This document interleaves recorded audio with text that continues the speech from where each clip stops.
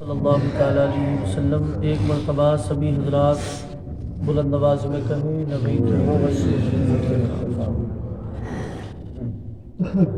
پیارے پیارے میٹھے میٹھے اسلامی بھائیوں، کسب حلال سے متعلقہ گفتگو چل رہی ہے اور چند روایات آپ کے سامنے پیش ہوئیں کہ حلال روزی کمانے کی کس قدر فضیلت ہے، اللہ اور اس کا رسول کتنا راضی ہوتا ہے۔ ہمارے آقا مصطفیٰ جان رحمت صلی اللہ علیہ وآلہ وسلم گھر کے کام کاج بھی اپنے دست مبارک سے بجا لاتے، یعنی بازار سے سودا لاتے، اپنے کپڑے خود دھو لیتے، نالین شریفین گانٹھ لیتے، جانوروں کو چارہ ڈال لیتے، دودھ دھو لیتے میرے آقا حضور رحمت للعالمین صلی اللہ علیہ وسلم۔ چنانچہ حضرت جعفر بن محمد رحمۃ اللہ علیہ اپنے والد سے نقل کرتے ہیں کہ رسول اللہ صلی اللہ علیہ وسلم بنفس نفیس یعنی خود بازار میں تشریف لے جاتے اور اہل و عیال کے لیے ضروریات کی اشیاء خرید لاتے۔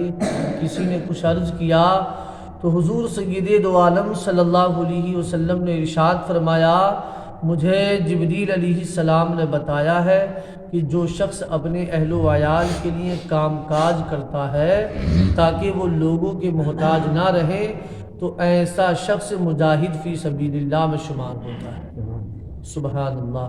پیارے اسلامی بھائیوں، خرید و فروخت میں اخلاص کے ساتھ نرمی کیجیے، یعنی جب ہم کسی چیز کو خریدیں یا بیچیں تو نرمی اختیار کیجیے۔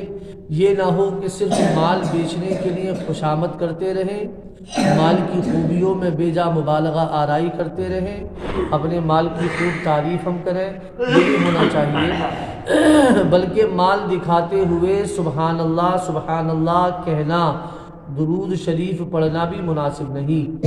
یہاں اللہ کی حمد و ثنا اور واقعی پیارے آقا پر درود بھیجنا کہاں مراد ہے، یہاں تو کسی طرح بھی گاہک کو اپنا مال تھما دینے کی فکر ہے۔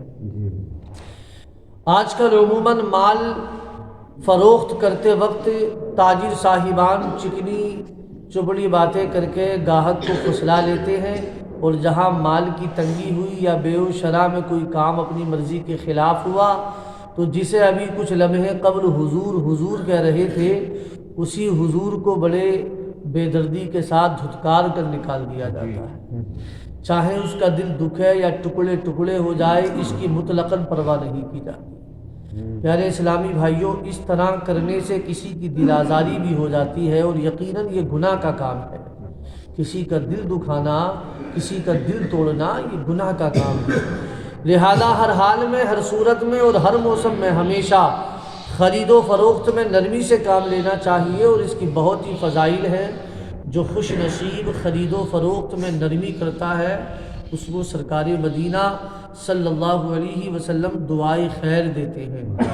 چنانچہ حضرت جابر رضی اللہ تعالیٰ عنہ سے مروی ہے، حضور تاجدار مدینہ صلی اللہ علیہ وسلم فرماتے ہیں، اللہ اس شخص پر رحم کرے جو بیچنے اور خریدنے اور تقاضے میں آسانی کرے، یعنی نرمی سے پیش آئے، نرمی برتے۔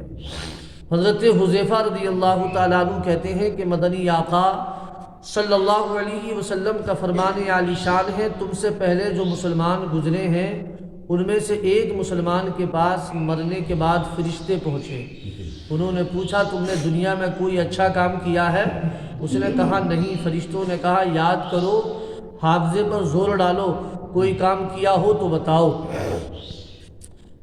اس نے کہا، میں لوگوں کو قرض دیا کرتا تھا اور اپنے ملازموں کو ہدایت کرتا تھا، اپنے نوکروں کو ہدایت کرتا تھا کہ قرض دار تنگ دست وقت مقررہ پر قرض واپس نہ کر سکے تو اسے مزید مہلت دے دے، یعنی جن کو قرضہ دیا گیا ہے اگر وہ تنگی کی بنیاد پر وقت پر ادا نہ کر پائیں تو ان پر سختی مت کرنا، بلکہ ان کو اور مہلت دے دینا، نرمی سے پیش آنا، اور اگر قرض دار قرض واپس کرنے کی قدرت رکھتا ہو تو بھی اس کے ساتھ نرمی سے پیش آنا۔ حضور صلی اللہ علیہ وسلم فرماتے ہیں، اللہ نے فرشتوں سے کہا، اس کی غلطیوں کو معاف کر دو۔ سبحان اللہ۔ اس بے کسی میں دل کو میرے ٹیک لگ گئی، شہرا سنا جو رحمت بے کس نواز کا، تو حضرات محترم کبھی ایسا بھی ہوتا ہے کہ اللہ تبارک و تعالیٰ کو بندے کا کوئی بظاہر معمولی عمل بھی اتنا پسند آ جاتا ہے کہ اس کے بہت سے گناہوں پر پردہ ڈال کر اسے جنت کا مستحق قرار دے دیتا ہے۔ اس طرح کے واقعات بکثرت احادیث میں وارد ہوئے ہیں۔ معلوم نہیں کب کسی بندے کا کوئی عمل مالک کو پسند آ جائے، لہذا ہمیں کسی بھی نیکی کو حقیر نہیں جاننا چاہیے۔ ہو سکتا ہے بظاہر جو نیکی ہمیں چھوٹی نظر آ رہی ہے اس سے اللہ راضی ہو جائے، اور اسی طرح ہر گناہ سے بھی ڈرتے رہنا چاہیے کہ بعض اوقات انسان کسی گناہ کو چھوٹا سمجھ کر کرتا ہے اور اسی میں اس کی گرفت ہو جاتی ہے۔ کیمیائے سعادت میں حضرت امام غزالی علیہ الرحمہ فرماتے ہیں کہ فقراء سے جب کچھ خریدو، یعنی غریبوں سے جب کچھ خریدو تو مہنگے داموں خریدو، اس سے ان کا دل خوش ہوگا، اور یہ صدقہ کرنے سے بھی زیادہ فضیلت رکھتا ہے، یہ صدقہ کرنے سے بھی زیادہ فضیلت رکھتا ہے۔ البتہ دولت مند آدمی سے زیادہ قیمت پر خریدنا نہ باعث ثواب ہے اور نہ ہی شکر میں داخل، بلکہ دام ضائع کرنا ہے۔ ان سے تکرار اصرار کر کے سستا خریدنا بہتر ہے۔ یعنی جو مالدار لوگ ہیں ان سے سودے بازی کرنی چاہیے۔ بعض لوگ آج کل دیکھا جاتا ہے معاشرے میں ایک چیز کو بڑا برا جانتے ہیں کہ بتاؤ یہ سودے بازی کر رہا ہے، لہذا یہ سودے بازی کرنا ہمارے اکابرین کی سنت ہے۔ تو فرمایا ہے کہ اگر کسی مالدار سے خریدیں، دولت مند ہو، تو جب آپ کوئی چیز خریدیں تو اس سے خوب تکرار کریں، اصرار کریں، خوب اس سے جو ہے بھاؤ تاؤ میں بات چیت کریں۔ تاجر اپنی شے کا بھاؤ زیادہ بتائے، یہ جائز ہے، مگر جھوٹ نہ بولے کہ میرا اتنے کا پڑتا ہے اور اتنے کی خرید ہے، جیسے کہ آج کل کیا جاتا ہے۔ زیادہ دام بتا کر کمی کرنے میں کوئی مذائقہ نہیں۔ یعنی آپ نے جو ہے کسی بھی چیز کے تعلق سے بتایا کہ یہ 100 روپے کی چیز ہے، اور گاہک نے کہا کہ بھئی تھوڑا کم کرو، پھر آپ نے کم کر لیا، تو اس کمی کرنے میں کوئی مذائقہ نہیں ہے، اس پر کوئی گرفت نہیں ہے، اور نہ ہی یہ کوئی جھوٹ ہے۔ اسی طرح گاہک کو بھی چاہیے کہ اچھی طرح جانچ پڑتال کرے، دام کم کرائے، یہ حسنین کریمین کی سنت بھی ہے۔ حضرت حسنین کریمین رضی اللہ تعالیٰ عنہما کوشش کرتے کہ جو کچھ خریدتے سستا خریدتے، اور اس میں تکرار و اصرار کرتے۔ لوگوں نے ان سے عرض کی آپ حضرات روزانہ کئی ہزار درہم خیرات کر دیتے ہیں، مگر معمولی مقدار پر اس قدر تکرار و اصرار میں کیا نکتہ ہے؟ کئی ہزار آپ روزانہ صدقہ کر دیتے ہیں، اور معمولی رقم کے لیے آپ اتنا اصرار اور تکرار کرتے ہیں، اس میں کیا نکتہ ہے؟ تو فرمایا ہم لوگ جو کچھ دیتے ہیں راہ خدا میں دیتے ہیں، اور خرید و فروخت میں دھوکہ کھانا یہ عقل و مال کے نقصان کا باعث ہے۔ یعنی خرید و فروخت میں اگر دھوکہ کھائیں گے تو یہ کوئی باعث ثواب نہیں ہے، بلکہ اس سے عقل بھی ہمارے ضائع ہوگی اور ہمارا مال بھی جو ہے ضائع ہوگا۔ تو پیارے اسلامی بھائیوں، جہاں کسب حلال کے بے شمار فضائل ہیں، وہاں رزق حرام کمانے اور کھانے پر بہت ہی سخت وعیدیں بھی ہیں۔ بدقسمتی سے آج کل کسب حلال نایاب نہیں تو کامیاب ضرور ہے۔ ہمارے مسلمان بھائی بلا ضرورت جھوٹ بول کر، بلکہ معاذ اللہ جھوٹی قسمیں تک کھا کر اپنا مال فروخت کرتے ہیں، بیچتے ہیں۔ مال کا عیب اور نقص اگر ہے اس میں تو اسے بھی ظاہر نہیں کرتے، بے دریغ ملاوٹ کرتے ہیں۔ رشوت، سود، دھوکے بازی، جس بھی گناہ کا سہارا لینا پڑ جائے ضرور لیتے ہیں اور مال کماتے ہیں، اور یہ سب کا سب ناجائز اور حرام ہے۔ اس لیے علماء فرماتے ہیں اگر آپ کوئی چیز بیچ رہے ہیں اور اگر وہ عیب دار ہے تو لازم اور ضروری ہے آپ پر کہ اس کے عیب کو آپ بائع پر، یعنی جس کو بیچ رہے ہیں اس کو آپ ظاہر کریں، اس کو بتائیں کہ اس چیز میں یہ عیب ہے۔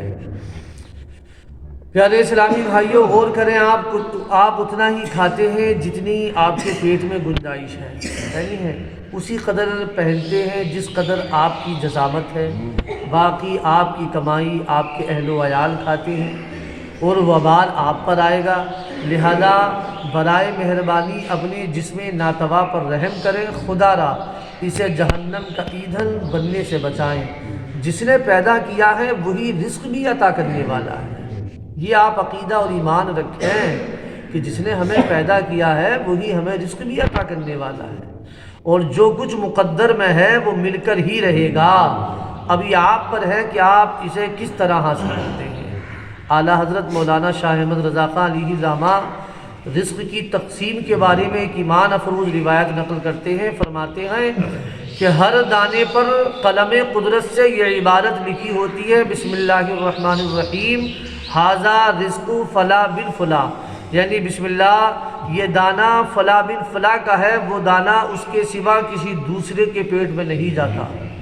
اللہ حضرت علی رحمہ نے فرمایا کہ ہر دانے پر بسم اللہ شریف لکھی ہے اور اس کے بعد فلاں بن فلاں، یعنی جس کے پیٹ میں جانا ہے اس کا نام بھی لکھا ہے، تو فرماتے ہیں یہ دانہ اسی کے پیٹ میں جائے گا۔